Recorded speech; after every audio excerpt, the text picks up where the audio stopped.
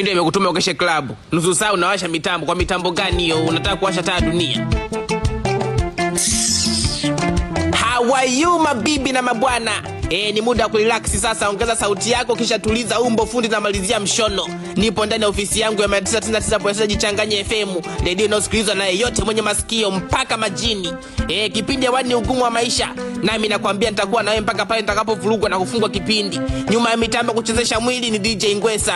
Yuko vizuri kumix paka watoto wa watu. DJ Ngwesa, saluti kwako. Bila kusahau namba ya kutuma message na kupiga simu ni ile 0778282828. Kama haipo tunga ya kwako. Maisha ni magumu kwa kila mmoja, ila ugumu tunaongeza sisi wenyewe binadamu. Tunavyopenda kujiongeza. Mmeambiwa mje duniani mzaliane mjaze dunia. Sisi tunakuja tunazaa dhambi, tunajaza laana tu. Kaka au dada wa familia kajenga. Ndugu hawalali kama walikunywa maji ya moto yakawakaa kooni. Katamaka na waingia wanaona wakikuweka msukule utarudishwa, wanakuweka jenezani.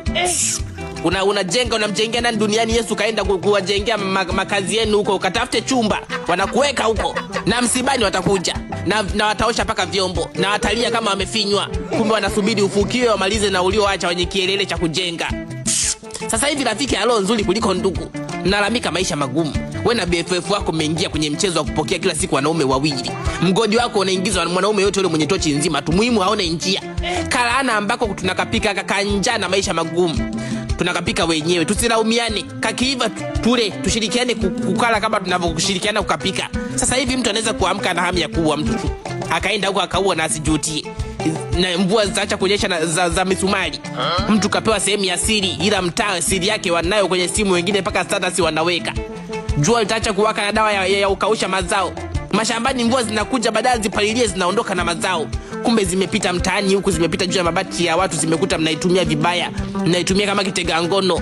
Muda wa kazi nyie mna kazi kana tu. Vimacho kama cheza nyimbo ya Zuchu ni kutikisa vimacho. Ile inatoka mtaani na hasira inahamia kwenye mazao. Kwa nini isiende kufunga barabara? Naona comment hapa, huyu anaitwa Baraka kutoka Moshi anasema kweli Yombo maisha ni magumu. Ila ugumu tunaoleta wenyewe kweli kabisa.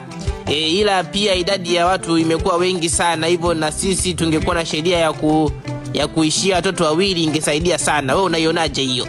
Kwa hapa Baraka ndugu yetu umetoa boko. Wabongo tunavyopenda kutotoa kuliko kutamia utatuua.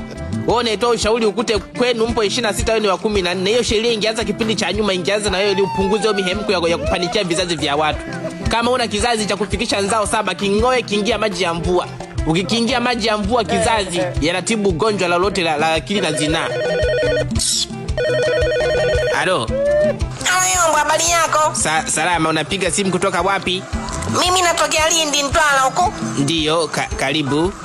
Mimi nitaka kusema maisha mjini huko kidogo yanakuwa mazuri. Sisi huku unaamka asubuhi uende shamba, watoto waja chai, stress, kuvurugwa. Huyo mwanaume mwenyewe anapopenda kufanya mapenzi, ukizaa hakutaki tena.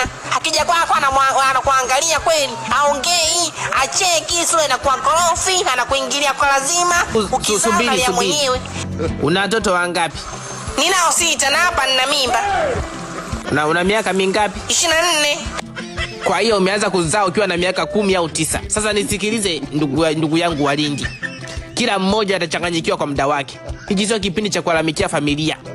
Kama unasikiaga kichaa cha mimba ndio hicho ulichonacho. Wale wengine wanapataga mtetemeko tu. Unakiwendo na kichaa cha mimba watoto 7 miaka 24 utaacha kuparalyze akili. Hapo unazaa unatotoa. Mtoto akikauka kitovu hapa na mdogo wake. Wewe sehemu yako ya hifadhi inaishije? Kila mwaka bewa alipo wazi. Au na date na Goliati mwenzetu. DJ Ngwesa msindikize. Na sisi twende break. Watoto kila mwaka hata mbwa zai hivyo.